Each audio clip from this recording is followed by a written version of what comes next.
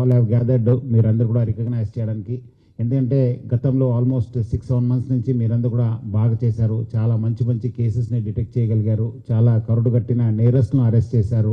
మంచి మంచి కేసులో మనకు కన్విక్షన్ రావడం జరిగింది. దాని తోడుగా మన ఏపీపీస్ కూడా బాగా హెల్ప్ చేశారు. మొత్తం 19 ఏపీపీస్ విల్ గెట్ ది రివార్డ్స్. దాంట్లో ఈరోజు 4 ఇక్కడ ప్రజెంట్ ఉన్నారు.